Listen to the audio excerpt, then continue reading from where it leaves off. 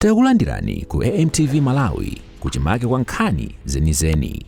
Ngati nkhani imeneyo kuno kulibe, dziwani kuti nkhani imeneyo ndi abodza. Acting Director General for the Anti-Corruption Bureau would like to welcome you together with your team members.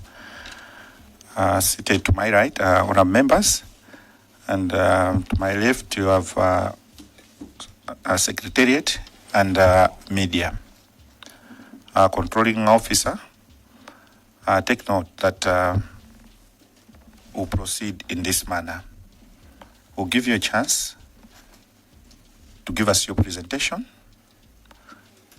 as regards to the role that you played when the official documents were given to you. We are in this room specifically to get more information as we are undertaking this inquiry on the sale of the Amaryllis Hotel. So going forward, after your submission, I'll open up for plenary and the honorable members shall ask questions. When they ask questions, make sure that you respond to them basing on the constituency they are representing. Because the honorable members are not in this room in their individual capacity, but they are representing the people who elected them in various constituencies, as is reflected or powered by the Constitution. They are here because honorable members are supposed to provide oversight role. In this case, pension fund spent some of the money which government contributes, because pension, those who are working in public service, they contribute 5% of the earning, or government contributes 10%. So ideally, you're looking at 66% from government, and an individual contributing somewhere around 33%. As such, government has stakes in these deliberations. So I would like to assure you that we're here just to get information. Where you feel that you can't respond, you're free to do so, and we record the same as such. So to begin with, we'll have introductions. After the introductions are done, then we'll ask you to take an oath. You will take an oath so that we get comfort in whatever is going to be said in this room. And at the same time, members who have accompanied you, those you think are going to contribute or enrich your submission, we'll ask them to take an oath as well. In the event that any of your team members has not taken an oath, but as we proceed, you feel that a colleague can supplement what you've submitted, then we'll ask that particular person to take an oath and proceed to doing that. So, honourable members, allow me to open so that you can introduce yourself, starting from my far right, Balaka. Chair, through you, my name is Ndi Pac, Member of Parliament for Balaka Mulunguzi. Good afternoon, Chair. My name is Fisiani Banet Nyondo. I represent the great people of Chitipa Central Constituency. Thank you, Chair. Chair and all my seniors, I'm Queen Mulanje West. Through you, Honorable Chairperson, good afternoon. My name is Santiago Samson Piri, Member of Parliament for Mulanje South Constituency. Thank you. Mulanje South, Mulanje West, can you retake as was the case on the ballot, please?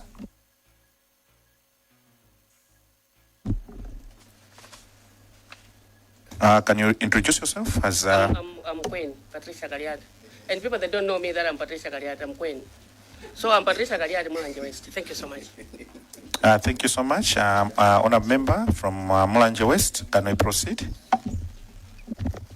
Chair, Young Peel, representing the people of Lilongwe East. Thank you. Afternoon, the chair. I'm Lawrence Chakakala Jazia, Lilongwe Chilobe constituency. Chair, good afternoon. My name is Geoffrey Onsewa, MP for Chikwawa North. Thank you, Chair. Chair, representing the people of Lilongwe Mpeno, this is Eisenhower Mkaka. Chair, good afternoon. I'm George Katunga Million, Palombe Machemba. Thank you, Chair. I'm Best Ben Awali, Member of Parliament for Zomba City North. Chair, good afternoon. My name is Gerard Tasaukadala, representing the people of Blantyre Central constituency. Thank you, Chair. Chair, I'm Amina Gajia, MP for Zomba Sondole. Thank you.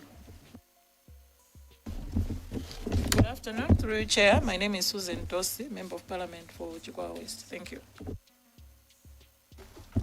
Good afternoon, Chair. I'm Temba Menson Kandawire, representing the people of Blantyre City Chichiri Misesa. Thank you.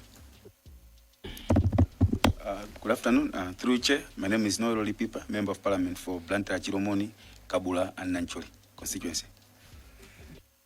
Through Honorable Chairperson, my name is Frederick Amani, Chief Clerk Assistant, Committees.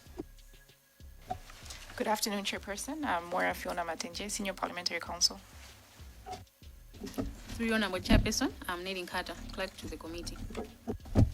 Through you, Chair, good afternoon. I'm Tulinje Muluzi, Member of Parliament for Machingali Wen, and I'm the Vice Chairperson for this committee. Thank you. Controlling Officer, my name is Stephen Baba Malondera Kansiamu. I'm an MP for Lilongwe Nyanja constituency and the Chairperson of Public Accounts Committee. At this point, Controlling Officer, take note that whatever we're discussing here is live. So going forward, whatever you say, just take note that we're live on Parliament Facebook, and take note that we have media and people from various media houses in this room. Maybe in order to ease the situation for them, I would want them to introduce themselves so that we get to know the media houses which are in this room. Colleagues from media, please take to the mic.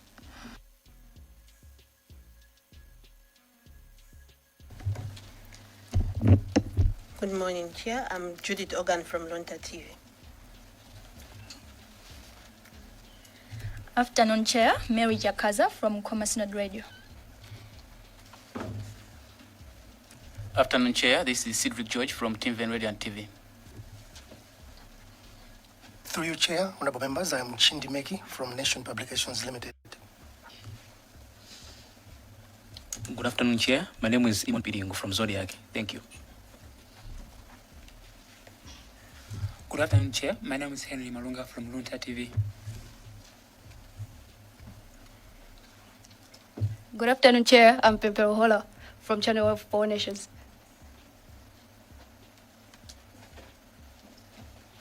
Afternoon, Chair. It's Blessings Konda from Mangaliba TV.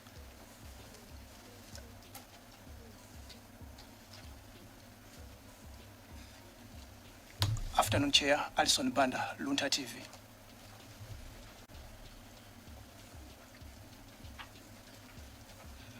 Good afternoon, Chair. I'm Asfor Musa from Television Islam.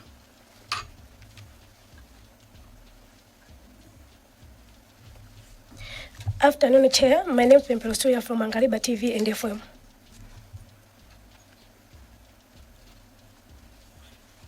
Afternoon, Chair. My name is Comfort Blangere from Jusamo Radio Station.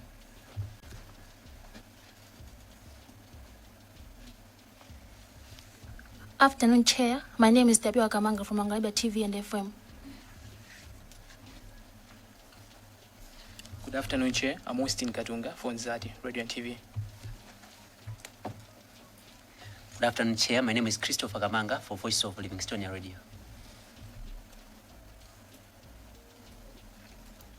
Afternoon, Chair. My name is Arthur Galudzo, Malawi News Agency. Thank you so much, colleagues from media. I think the 6 years I've been in Public Accounts Committee, this is the 7th one. This is the first ever I've seen this number of media in this room. But we thank you because the issue at hand has generated so many interests and it has huge public interest. Controlling Officer, this time I'll give it to you so that you can introduce the members. You can introduce yourself and give a chance to those officials who have accompanied you to introduce themselves as well. Over to you, Controlling Officer. Thank you very much, Honorable Chairperson and all honorable members. My name is Gabriel Chembezi, Acting Director General, Anti-Corruption Bureau. Thank you.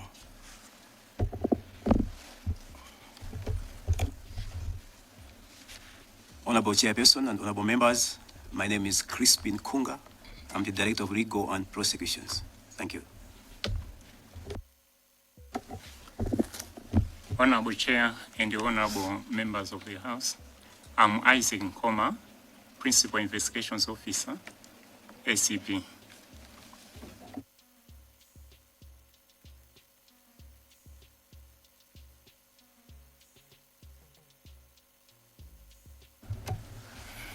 Good afternoon, Honorable Chair. My name is Vilera Liwonde, Chief Investigations Officer.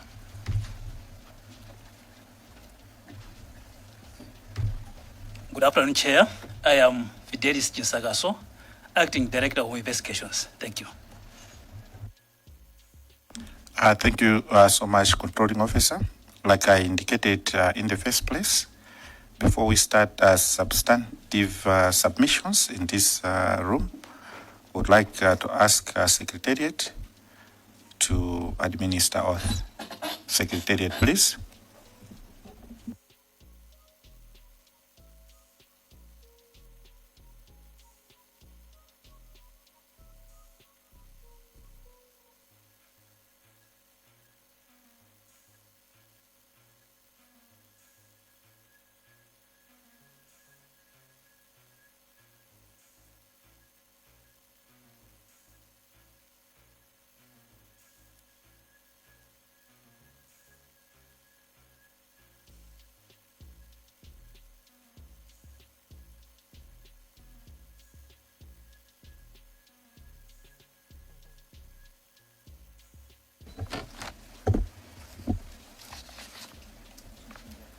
I, Gabriel Jembezi, do solemnly swear by the Almighty God that the evidence I shall give shall be the truth, the whole truth, and nothing but the truth.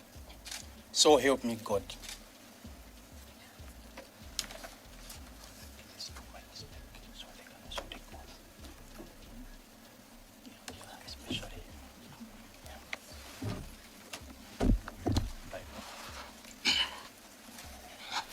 I, Isaac Nkoma, do solemnly swear by the Almighty God that the evidence I shall give shall be the truth, the whole truth, and nothing but the truth.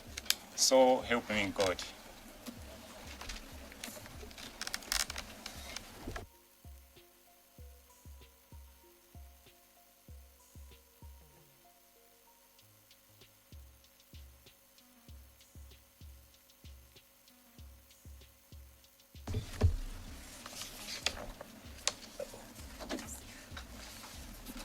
I, Crispin Kunga, do solemnly swear by the Almighty God that the evidence I shall give shall be the truth, the whole truth, and nothing but the truth.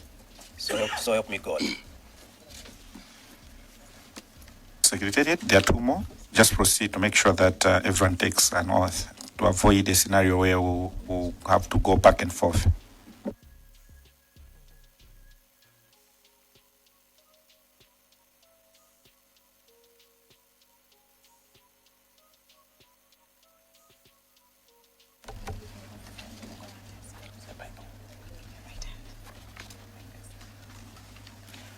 I, Vilera Liwonde, do solemnly swear by the Almighty God that the evidence I shall give shall be the truth, the whole truth, and nothing but the truth. So help me God.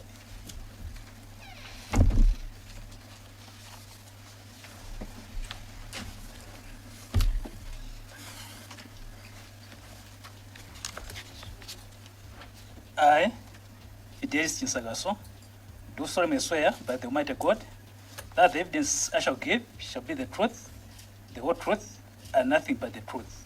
So help you God.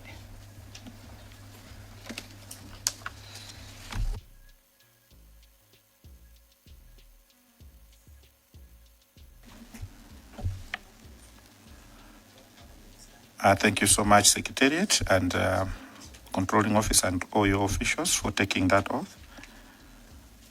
Like I indicated earlier on, you're here because the Public Accounts Committee is set to conduct an inquiry in the proposed acquisition of Amaryllis Hotel by the Public Service Pension Fund. To that effect, I would like to give you comfort that this is a committee which has powers to conduct the same, because in as far as Parliament is concerned, Public Accounts Committee, in pursuant to Standing Order 151, the Public Accounts Committee, like any other committees of the House, has several powers.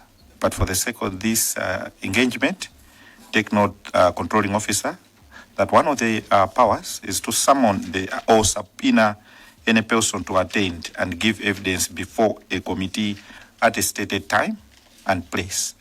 In this case, we had communicated formally to you that you are supposed to appear, and would like to thank you that you've honored that, and as per the schedule you're here. The other power of the Public Accounts Committee is to require any person to disclose and produce to the committee any papers and records in that person's control, possession, and custody relevant to committee's proceedings. So you're here, take comfort, and be at peace. These are your members of Parliament, and before I give it to you, I'd like to personally congratulate you on behalf of this committee. You are a young man, one of the young men in town. To ascend to that position, it is a great honor and a responsibility, not only to you, but to the youth of this great nation.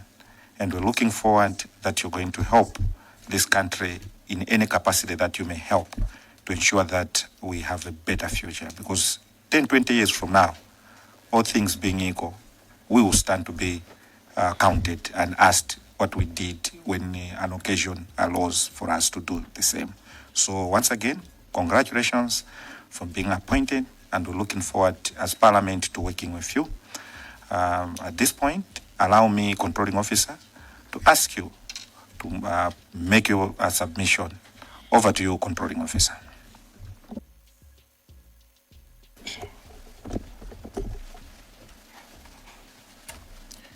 Thank you very much, Honorable Chair of this committee, and thank you very much for your congratulatory message. First of all, let me start by thanking you, Honorable Chair, and the honorable members of this committee for giving the Acb an opportunity to explain the role it played in this transaction. A few comments have been made out there regarding the role that Acb played. Comments are comments. There is a right. Of course, it's supposed to come with a responsibility, but there is freedom of explanation, freedom of expression. But as Acb, we are a professional body. And because we are a professional body, we have resisted to comment on every issue that has come out there, because we know and respect our reporting lines and their mandates. And because we also knew that at an appropriate time, we will be given an opportunity to explain ourselves to the people who are within our lines of reporting. So I should thank this House, because it is through this House, it is through this committee, that the Acb will respond to the role it played in the transaction. Thank you very much. We have prepared a report, and we have also submitted supporting documents. With your permission, allow me to present the report. Please proceed, sir. Thank you, Chair and honorable members. I'll start by the limitations of our investigations. As you are aware, there was a press release issued by the Malawi Law Society on 19th November regarding the proposed purchase of Amaryllis Hotel by the fund. And following that press release, Acb generated a self-generated complaint and started investigating the matter. We also issued a restriction notice to stop the transaction until ACB finalized investigating the matter. Now, the limitations of our investigations were as follows. The first was our mandate. The principal or primary mandate of the Anti-Corruption Bureau under Section 10 of the Corrupt Practices Act is to investigate and prosecute corrupt practices and offenses under the Corrupt Practices Act. So, the first issue is that the mandate of the Anti-Corruption Bureau is very limited, is very specialized. In most cases, we receive a lot of complaints that are not within our mandate. And we look at them, review them, and we only take the complaints that are within our mandate. And most of the times we have been bashed for not investigating things that are not within our mandate. So, under the scheme of the Corrupt Practices Act, all the offenses you find under the Corrupt Practices Act can be categorized into three. There is corrupt practices, which is exchange of advantages, whether money or any other advantages. There is corrupt use of official power, which is using your official power to get advantage. And there is abuse or misuse of authority or office. Those are the mandates that as ACB we are supposed to undertake in our investigations.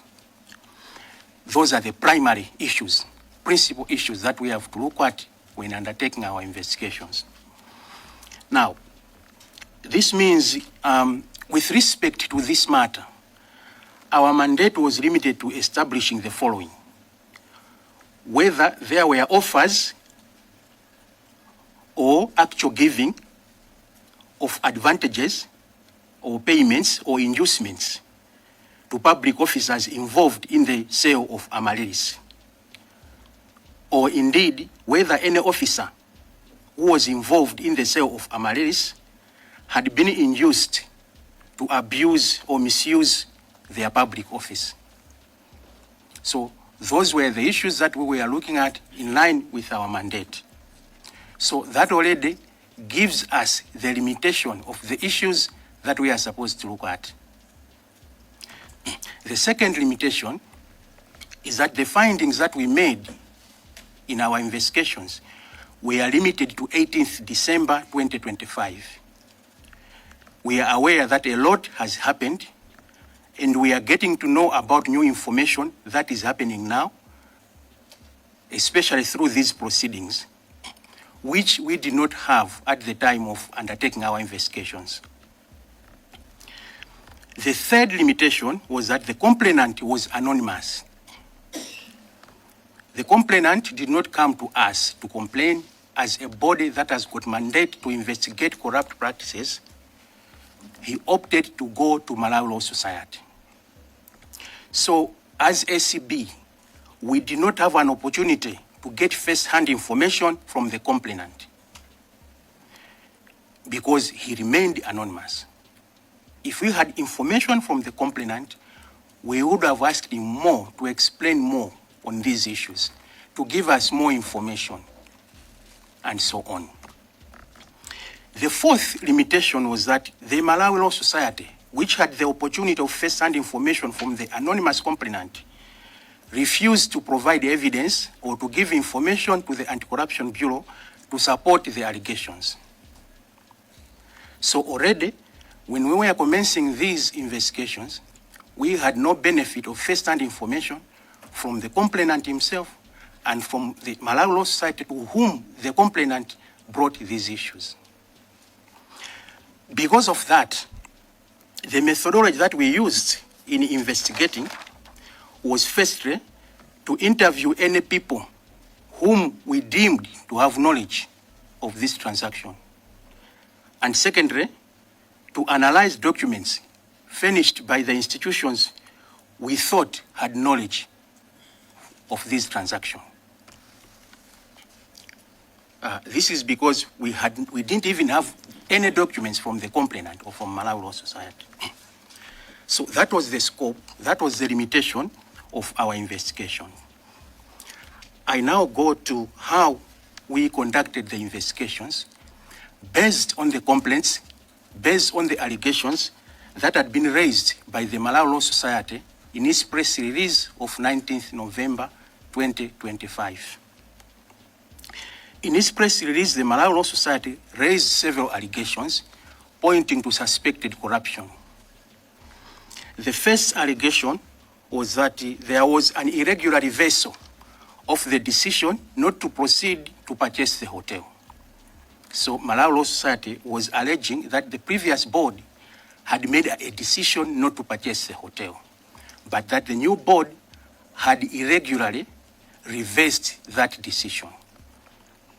The complaint did not explain how irregular was the decision reversed by the new board. We investigated this allegation. How did we investigate this allegation? On 21st November, I issued a notice requiring the acting principal officer of the fund to furnish the Acb with the minutes of the board meeting of 17 January, which was said to have resolved not to proceed with the sale. Through a letter dated 25 November 2025, the acting principal officer responded as follows. Honorable members, allow me to quote. To date, the signed minutes of the purported meeting do not exist unless they are fabricated now. For that reason, the fund does not have the minutes to this effect. With this response from the fund, coupled with the lack of information from Malawi Law Society and the anonymous complainant, the Bureau had no material to find a conclusion that the previous board had resolved not to purchase Amaryllis Hotel. Second allegation. The second allegation by Malawi Law Society was that there was lack of independent due diligence in the proposed purchase. Malawi Law Society alleged that critical safeguards had been ignored, including an absence of an independent due diligence by a hotel expert. We also investigated this complaint, and we found as follows.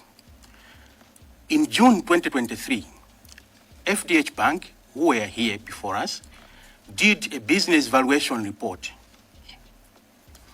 In their valuation report, they provided the equity value of the Amaryllis Hotel and proceeded to explain that the business was not very profitable in comparison with the investment made. That was the advice that FDH had indicated, that the business was not profitable in comparison with the investment made. So FDH Bank did not outrightly say the business was not profitable. It used the word the business was not very profitable, which means there was an element of profit, but on the lower side. Now, in terms of due diligence, according to our investigation, this means that the fund had an idea of the levels of profit that they would have made on the transaction. And we can't say there was no due diligence, because the fund had an idea to say, we'll be making this less level of profit. The second report that we analyzed was the 2024 report by the Continent Asset Management Limited. This report, apart from mentioning the suggested price, clearly indicated that the business was viable. This is what the report from Continental Asset Management said. A net present value analysis of the investment over the period of 40 years, based on the above assumption, shows that the investment is a viable one. That is, the investment was viable over a period of 40 years with a payback period of 36.35 years. The last report was a report from EMJ Investment, which also appeared before this committee. EMJ Investment found that the business was viable. But in addition, the report from EMJ Investment stated operational risks.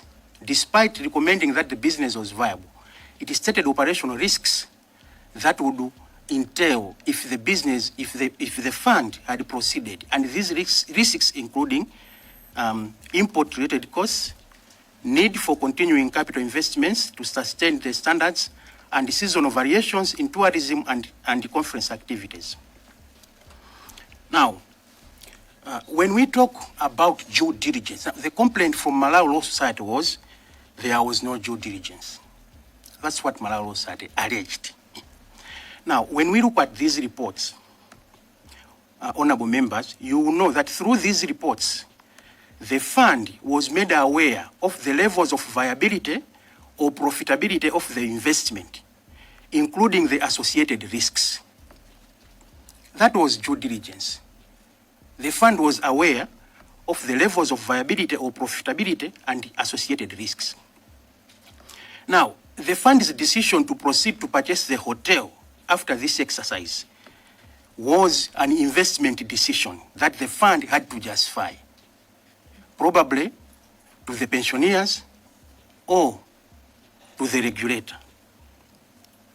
Therefore, unless we had evidence that the fund had failed to justify why it proceeded to purchase the hotel using the evidence that they had, then it was difficult to conclude from an evidential point of view that there was corruption. What I'm saying in simple terms is there was due diligence.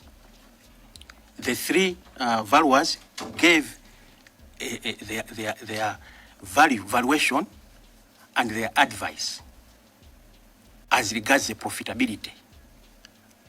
But the fund decided to proceed. So when the fund was proceeding, it had information. Whether it did well to proceed or not, that was another thing. But the due diligence was there. Let me take advantage to talk about EMJ immediately, if I may be allowed. Please proceed. All right.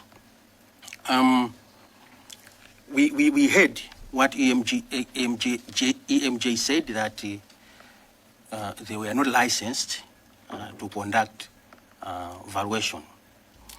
I have seen somewhere people attempting to blame us for not picking this up. I would like to say that investigations, when we are conducting investigations, it's not like we know everything. We conduct investigations following a scope. That is why when conducting investigations, we rely on information from informants and also intelligence. In this case, I have already said that the anonymous complainant and Malawi Law Society did not provide any information on the allegations. Probably if we had an opportunity of getting first-hand information from the anonymous complainant, he would have provided this information to say the EMJ you are reviewing probably was not licensed.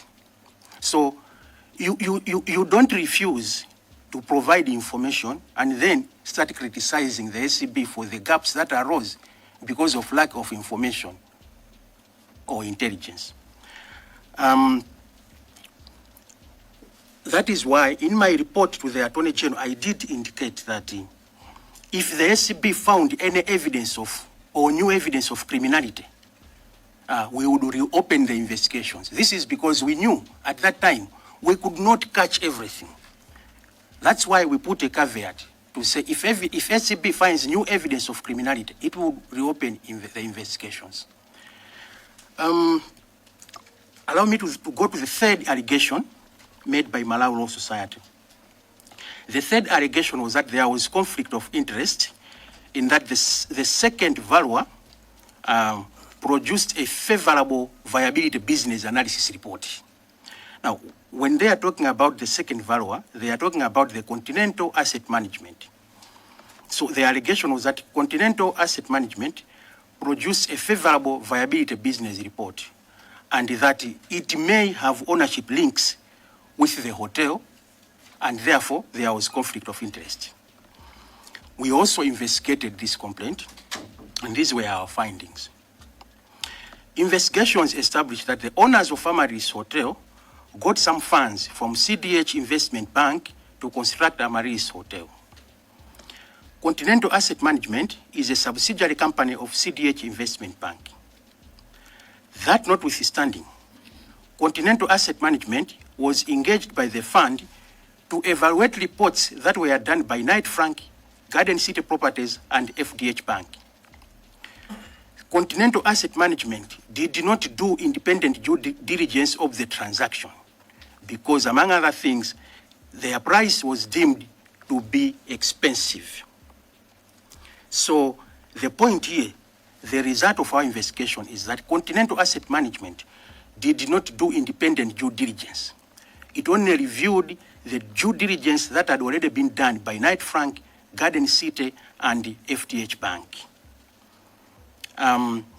Therefore, before the said reports were submitted to Continental Asset Management for review, the same documents were analyzed by Nico Asset Management and found similar results.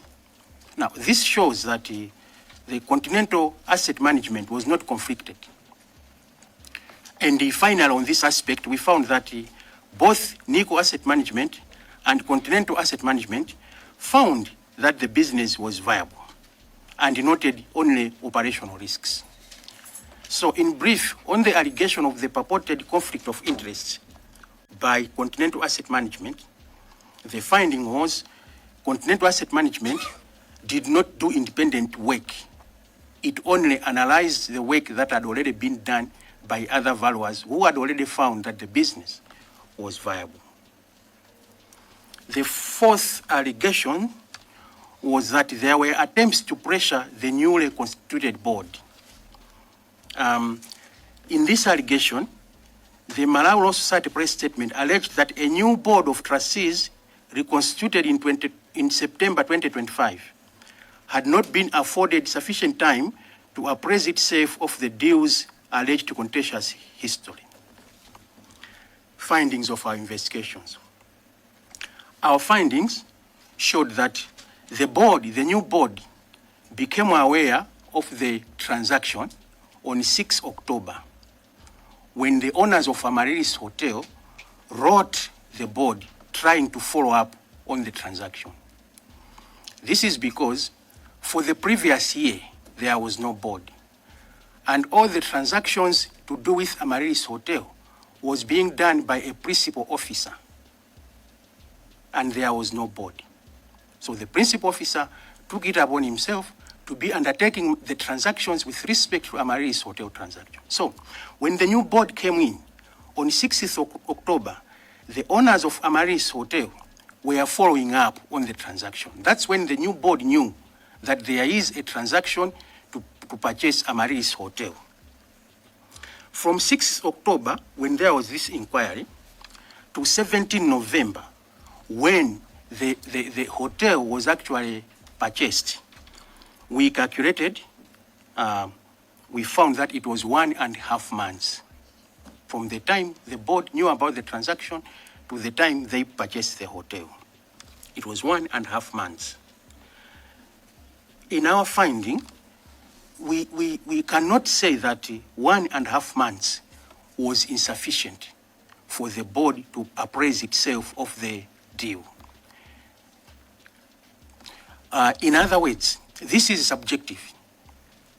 1.5 months from knowing the deal to purchasing is subjective. So we can't say, in terms of principles of investigations, you don't make a definitive conclusion from a subjective perspective. So you wouldn't say 1.5 months was not enough for the board to familiarize itself with the transaction, because that remains subjective. And we would want to know, maybe, from Malawi Law Society's perspective, how much time would be enough, depending on their knowledge of these transactions. The last allegation, honorable members, was that there were suspicious timing of key personnel changes. So it was suggested that key personnel were removed from the fund in order to fast track the sale. The findings. The Acb found no evidence suggesting that the suspension of the principal officer on 27 October and the appointment of the new acting principal officer on 28 October had an undesirable influence on the purchase.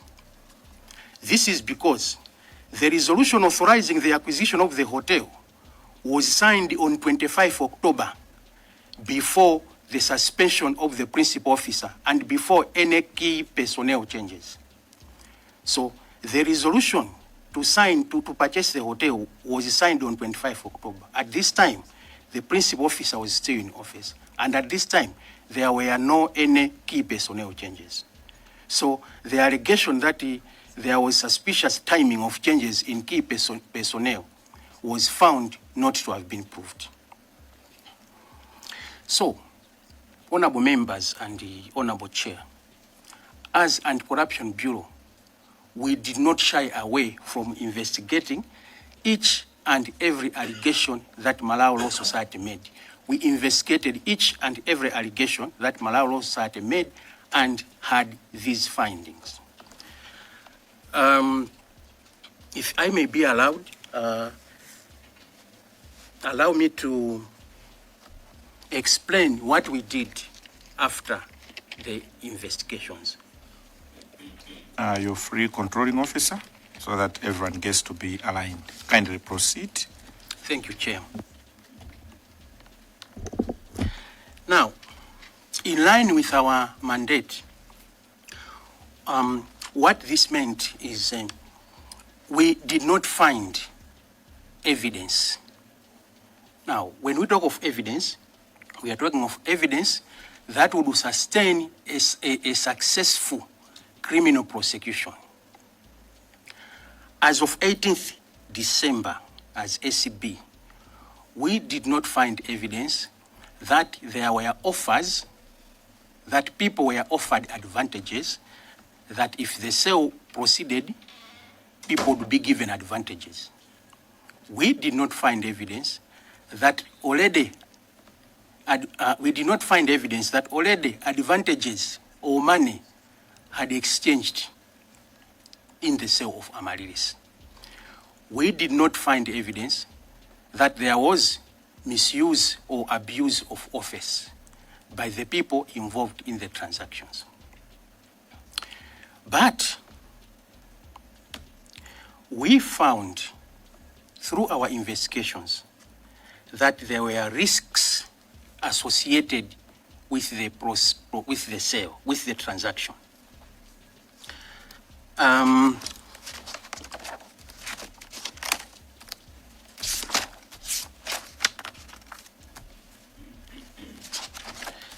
We found that there were risks that would be associated with the transaction if it proceeded in the manner it was. These risks were as follows. There were operational risks. There were operational risks associated with the running of the hotel if the fund had proceeded to purchase it. 2, another risk was lack of involvement of fund managers when finalizing the sale. 3, the last risk that we found in our investigations were the increased purchase price. So people have said a lot about this transaction.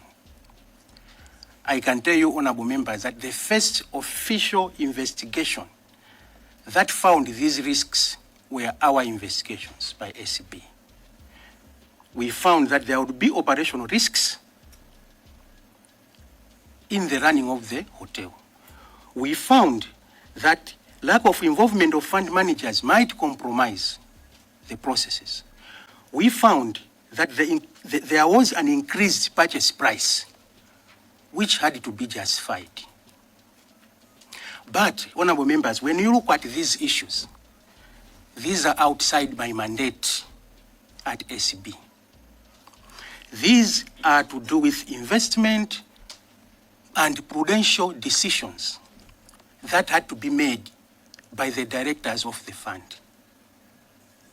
Having notified these challenges, if they were within my mandate, I would have been the first one to take these head on. But because they were not within my mandate, I had to refer them to the relevant authorities. We have powers under the Corrupt Practices Act to issue what we call advisory recommendations. So when we investigate a matter and we don't find evidence of corruption, but we see other issues that are not okay, but are not within our mandate, we refer them to the relevant authorities, those authorities that have got the mandate to undertake those issues.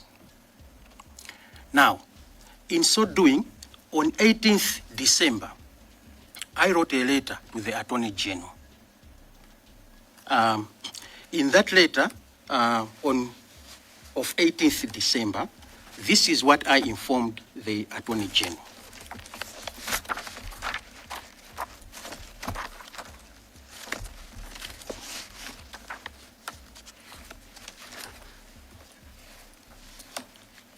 This was in brief. 1, the SCB did not find sufficient evidence to sustain charges of corrupt practices or abuse of office by the officers involved. Notwithstanding the foregoing, the investigations highlight concerns about the purchase of the hotel, including operational risk, lack of involvement of fund managers, and the increased purchase price, among others. The Anti-Corruption Bureau is, however, constrained from investigating these issues as they fall outside our mandate and competence. The SCB, therefore, refers the matter to your office to consider addressing these concerns and also consider the legal and financial implications of proceeding or halting the transaction in view of the signed agreement dated 17th November 2025. I wish to, however, advise that the SCB may revive its investigations into this matter should new evidence emerge that indicates potential criminality. Honorable members, you see from the foregoing that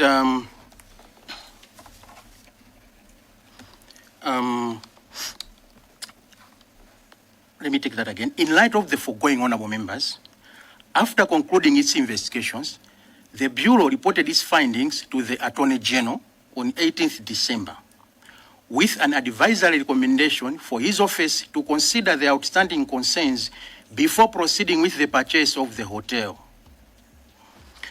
It should be noted, honorable members, now at this juncture, these are just concerns. That there is an increased price is just a concern. That no fund managers are being involved is just a concern. That there would be risks is just a concern. At this juncture, there are no conclusive findings that these issues are wrong. They were just concerns at this juncture. Therefore, it should be noted that the above issues, as identified by the Bureau, remained concerns, but were not conclusive findings that the directors of the fund had failed in their fiduciary, prudential, or investment responsibilities. Another thing, honorable members, that you should take note is that even the Registrar of Financial Institutions in his letter to the fund almost noted the very same concerns that had first been brought by the SCB. These were also the concerns that were noted by the Attorney General in his letter dated 28 December to the fund. Now, in terms of chronology, it is the SCB that first raised the concerns with respect to the sale on 18th December. The letter from the Registrar of Financial Institutions is dated 23rd November, 5 days after SCB raised the concerns. And the letter from the Attorney General is dated 28th December, 10 days after the SCB raised the concerns. You therefore see that these letters are riding on the prudential and investment concerns identified by the investigations of the Acb. Acb identified these issues and referred them to the appropriate authority with an advisory for consideration because these issues were outside our mandate, 1. 2, they were not conclusive evidence of corruption. The fact that there are concerns about the risks of running a hotel, that is not a conclusive evidence of corruption. The fact that there are viability concerns, that is not a conclusive evidence of corruption. The fact that the price had increased, that is not a conclusive evidence of corruption. What would be evidence of corruption? Honorable members, you will take note that even now, as we speak, we don't have a forensic or scientific report that has found that to buy the hotel at 128 billion in 2025 was wrong, was entirely wrong. We don't have a conclusive scientific report that has said, by all means, this business was not viable. Now, if I had a conclusive report that by all means, this business is not viable from an investment point of view, that's where my work starts. To say, we have a report conclusive, whether from the regulator or from whoever, a conclusive authority. We have a report from a conclusive authority that says this business is not viable by all means. Then the question would be, what would motivate you to proceed with a transaction on a viable business? That's where Acb's work starts. If I had a conclusive report to say there is no way from an investment, from an economic, from a prudential point of view, you could buy a hotel of the stature of Amaryllis at 128 billion in 2025 November. Then that's where my work would start to say, in view of this authoritative finding, what motivated you to proceed with the transaction? Then we start looking at the elements of misuse of office or elements of exchange of bribes and so on. So to suggest that as Acb, I would say, because there are concerns of viability, it means there is corruption. That is very wrong. What if what if evidence proves that the business was viable? I will have eggs thrown on me in court. What if authoritative evidence or authoritative reports, forensic reports, or investment reports show that 128 billion was okay for Amaryllis in 2025? What would I do in court? So it's not as easy as one plus one is 2. That's not how we conclude. That's not how we make investigations. As Acb, we don't have mandate, we don't have powers to decide on investment and prudential decisions. That is why we could not say, because we have found this is corruption. No. That's why we referred these issues to the right parties to look at them, then give us feedback to say we have looked at them, we are going to rectify them in this manner. So that is what we did as Acb. Now, honorable members, allow me to deal with the issue of restriction notice, because that's another issue that I was asked to look at. I was asked to look at the factual, or to explain to you the factual and the legal basis upon which we issued the restriction notice and upon which we subsequently lifted the restriction notice. This is particularly important because there is a misunderstanding of the role of a restriction notice. Honorable members, as I said, when we commenced investigations, we issued a restriction notice against the sale until we concluded the investigations.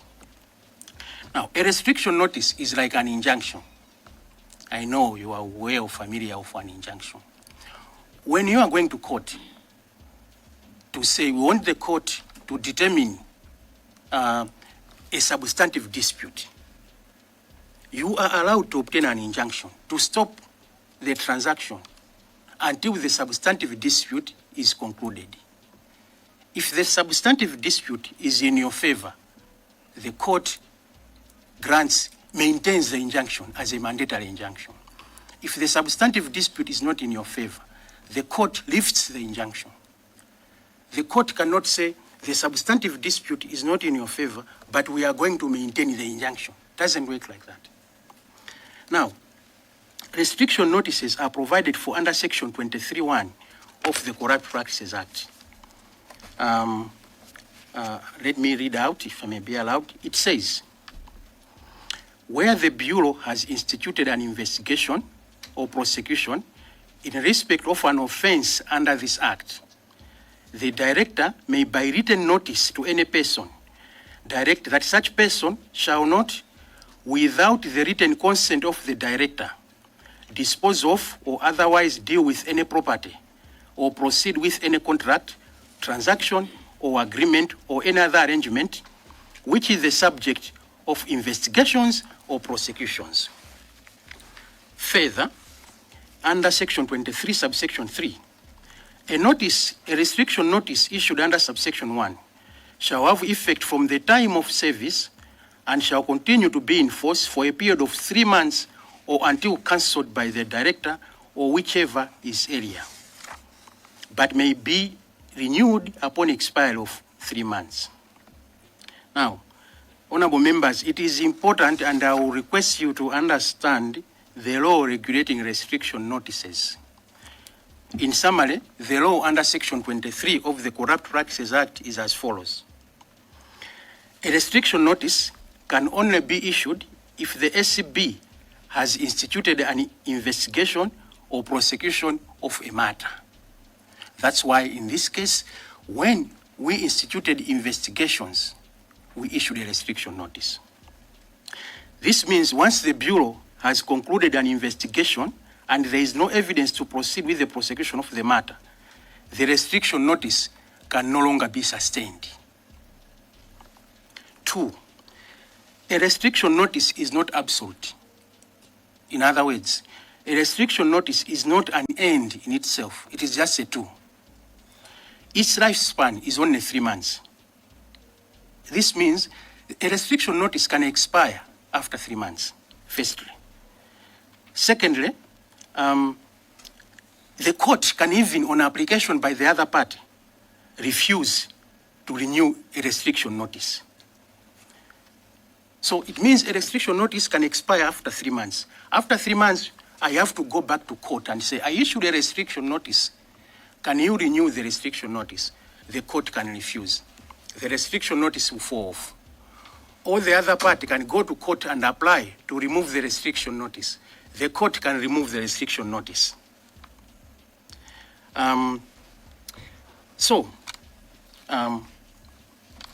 What this means is that a restriction notice on its own, as I said, is not an end. It can be removed anytime. Anytime. That's why I fast-tracked the investigations to finish the investigations within a month, because I was avoiding a situation where I am still doing investigations for 3 months, and I would have to go to court to renew the restriction notice.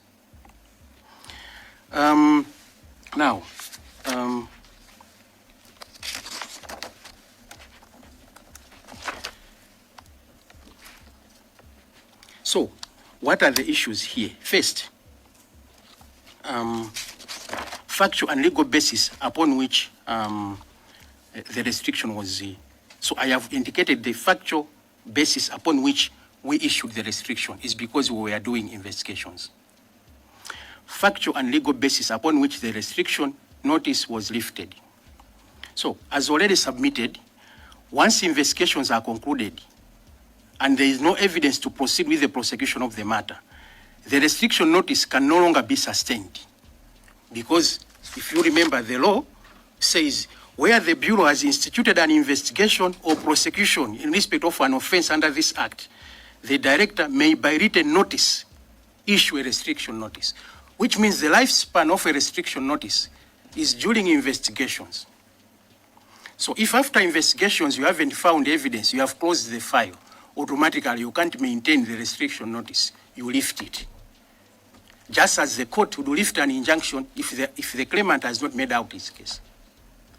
If after investigation you have found a case to prosecute, you maintain the restriction notice until prosecution. In this case, we lifted the restriction notice because we had concluded the investigations and we did not find evidence to sustain a prosecution. Now, it should be noted that ACB was in this circumstance obligated to lift the restriction notice after the conclusion of the investigations in accordance with the law. The lifting, and allow me, honorable members, if I may emphasize, the lifting of the restriction notice did not signify an approval for the fund to proceed with the transaction. The lifting of the restriction notice did not signify an approval of the fund to proceed with the transaction.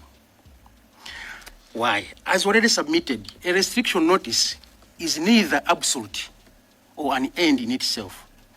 It can be lifted, it can be vacated at any time, depending on circumstances. Therefore, in reviewing a matter, it is important to look at the duties and responsibilities of the concerned party beyond the restriction notice. In the present case, as I have said, the restriction notice could not be sustained at law after concluding the investigations. And it did not mean the lifting of the restriction notice was an approval for the fund to proceed. The fund was at all material times aware of the concerns that the Bureau had raised in respect of the proposed hotel purchase. These concerns related to the fund's fiduciary, investment, and prudential responsibilities. And they were not only brought to the attention of the Attorney General, they were also brought to the fund in the letter lifting the restriction notice on 3rd January 2026. So, beyond lifting the restriction notice, the fund still had a responsibility to comply with the fiduciary, investment, and prudential responsibilities in the proposed purchase of the hotel. Now, another thing, if we go back to the section on section 23, it says, where the Bureau has instituted an investigation or prosecution in respect of an offense under this matter, the director may by written notice direct any person that such person shall not, without the written notice or consent of the director, proceed with the transaction. What this means is, if the Bureau wants to give a party an authority to proceed with the transaction, it issues a written notice, specifically saying you can proceed with the transaction. At ACB, where the Bureau has concluded investigations and is convinced that a transaction is in order, in line with section 23, the director issues a consent to deal, authorizing the transaction or contract. So we specifically issue a consent to deal to authorize the transaction. In the present case, I've said that we shouldn't confuse. The restriction notice was lifted because we had concluded investigations. The lifting was not an approval to proceed with the transaction. In the present case, the restriction notice, notwithstanding the lifting of the restriction notice due to lack of evidence, the Bureau did not issue a specific written consent authorizing the fund to proceed with the transaction as is required under section 23. This is because the fund had never reverted to the Bureau to appraise it if it had addressed the fiduciary, investment, and prudential concerns which the Bureau had noted in its letters to the AG and to the fund itself when lifting the restriction notice. Therefore, the fact remains, from our perspective, beyond lifting the restriction notice, there is no specific consent to deal sanctioning the transaction by the ACB within the powers of under section 23. So, we were also asked to do an advisory, we were also asked to explain to you on an advisory recommendation we made to the appropriate authorities. I have already dealt with this issue, but also allow me to explain a bit about advisory recommendations. It doesn't mean that whenever the Bureau is conducting investigations, all the time we will find evidence of corruption or abuse of office. It doesn't mean so. Sometimes we cannot find evidence, but there are some other things which we would note that these things are wrong, but they are not within my mandate. What am I going to do? So we issue advisory recommendations to the relevant bodies. I can give an example. In the East Bridge case that I am investigating currently, the Bureau had issued an advisory recommendation to say, don't proceed with this transaction. Don't proceed with the barter kind of trade. That's the advisory recommendation that the Bureau had issued. In this case, we issued an advisory recommendation for the proper authorities to ensure that the issues we had raised, which were not within our mandate, had been addressed before concluding the transaction. Now, advisory recommendations are ignored. In the East Bridge case, government ignored Acb advisory recommendation not to do barter trade with East Bridge. In this case, I don't know. Controlling officer, you are the acting Acb director and a lawyer. Is it prudent enough for us to get into East Bridge issue when the issue is in court and others have been arrested on the same? I would want to guide that as Parliament. Normally, we don't discuss issues which are in court. But since you're a lawyer, you may wish to guide. But where I stand, that is completely out of order. And I would like to request you that we restrict ourselves to this. If you want to give any other examples, kindly select those which are not currently in court. You may wish to proceed, Controlling Officer. Thank you very much, Chair. In view of your intervention, let me withdraw from the record the example I was making. Thank you so much, Controlling Officer. You may wish to proceed. Yes, but the main point was that sometimes, or most of the times, the advisory recommendations that we issue to various entities are ignored. And now, when an entity ignores Acb's advisory recommendation, you don't go to Acb and say, can you explain why did that entity ignore your recommendation? It is for the entity to explain why it did not attend to the issues that Acb had raised. That's the issue we are talking about here. So that is all on the issue of the advisory recommendations that we made. I'm going towards the end of my presentation because I'm remaining with two headings. The last part, one heading was the nature of any outstanding concerns identified during the investigation, including those relating to valuation, price escalation, and governance risks. So I will start with valuation and the price escalation. One, investigations revealed that the valuers came up with the different values in the stake of Amaryllis Hotel. This is typical of valuation reports, as there are several factors that have to be considered, and also as there are various methods of valuation, which consequently produce results. As a Bureau, we found that the difference between the initial amount of 47.8 billion in 2023 to 128 billion in 2025 is quite big.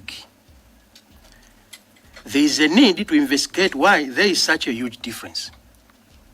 However, it has to be noted that the high price alone may not be evidence of corruption. Factors such as inflation and others must be considered. 2, governance risks. Investigations showed that there was a long period between the time the term of the old board expired and the time when the new board was constituted. It took more than a year for the new board of trustees to be constituted. This might have contributed to the principal officer's decisions. This might have contributed to the principal officer making decisions which were ordinarily supposed to be made by the board. Investigations so far show that there are no strict rules that may govern responsibilities of the people who make decisions on investment of the funds. It is recommended that if it is found that this was a wrong investment, apart from pursuing with the investigations, other sanctions may be considered. 3, whether the Bureau contemplates any further investigations. The Bureau does not work in isolation. Our investigations are backed by, among other things, forensic audit reports and other investigative reports from other stakeholders, including regulators. In our communication to the Attorney General on 18th December and to the fund on 3 January, we clearly indicated that we would reopen the investigations should new evidence arise pointing to criminality. The Bureau stands ready to reopen its investigations on the matter, depending on the outcome of several reports, including forensic audit reports and reports from the regulator or any other authority that is empowered to make a report, a conclusive authoritative report with respect to this transaction. D, whether the Bureau contemplates any further advisory action. Yes, the Bureau contemplates and suggests the following advisory actions. 1, there should be a comprehensive forensic audit report of the fund, covering a substantial period of time to determine whether there has been fraud, misconduct, or financial irregularities to support the SCB's investigations into whether there was corruption or abuse of office by the directors or employees of the fund. The Bureau suggests that for comprehensive management of the fund, the forensic audit should include the fund's or other investments, including the fund's purchase and viability of Sigerege Hotel, now Lifestyle Boutique Hotel. 2, we recommend that there should be a complete report from the Registrar of Financial Institutions in his capacity as a regulator of the fund. The report should outline the following. The report should outline whether, by proceeding to purchase the hotel in the circumstances it did, the fund violated its investment, prudential, and fiduciary responsibilities. Particularly, the report should, among other things, provide conclusive findings on A, whether it was wrong from an economic, investment, and prudential perspective for the fund to buy Amaryllis Hotel at a consideration of 128 billion in October-November 2025. 2, the report should bring conclusive findings on whether the investment into the hotel was not viable, was not a viable investment from an economic, investment, and prudential and fiduciary perspectives. The findings of this regulator, among others, including the findings of this committee in this respect, are going to reveal motives, collusions, or undue influence on the fund, thereby supporting the Bureau's investigations into allegations of corruption and abuse of office. During and after the conclusion of the investigations, the SCB will suggest advisory actions to be implemented by various institutions such as the fund and the fund managers. Whether the Bureau contemplates any monitoring actions. Yes, the Bureau contemplates monitoring the recommendations that will come after the processes. Finally, conclusion. Honorable members, our investigations did not find enough evidence to support the allegations of corruption made. The evidence gathered did not meet the required standard of proving beyond a reasonable doubt that any advantage was offered, given, or received by any party. We also did not find evidence of payment of inducement or benefit to any public officer or anyone to influence the investment decision. In addition, there was no evidence to suggest that the pension fund managers were improperly influenced, acted under inducement, or failed to comply with their fiduciary obligations. Further, as of now, there is no evidence suggesting that the valuation reports were corruptly solicited. In corruption cases under the Corrupt Practices Act, the burden of proof rests on the Anti-Corruption Bureau. The Bureau must establish each and every element of the offense, including the existence of an advantage, corrupt intent, and connection between the advantage and the performance of public function. The standard of proof is beyond reasonable doubt. This requires strong and compelling evidence of the commission of the crime.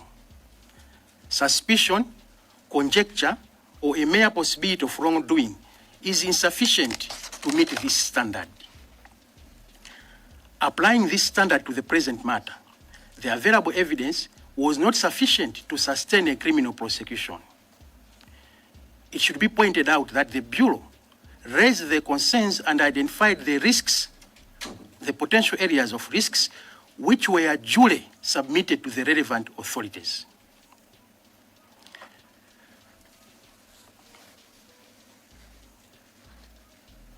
Subject to the production of various reports recommended by the Bureau above, we stand ready to reopen the investigations with a view to establishing, if possible, the elements that can prove crime under the Corrupt Practices Act.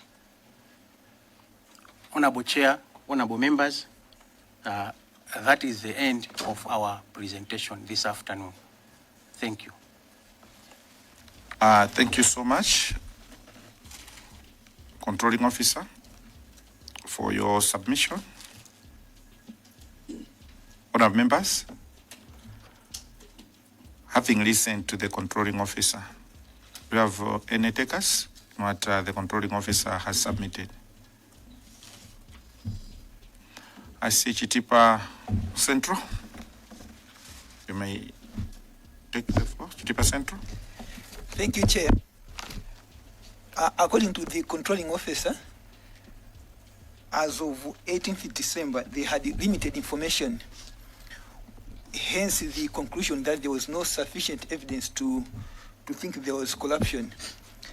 With the new developments, what's the Bureau's position? Do they think now there is sufficient evidence to think there was corrupt practice? Secondly, Chair, the whistleblower was afraid to trust the Bureau with his or her information. The same was with Amaryllis Society. I'm asking the Bureau if they are not worried that the society are not willing to trust them with their information. Thank you, Chair. Controlling Officer, can you... Wasaiwala kupanga subscribe ku channel ya AMTV Malawi.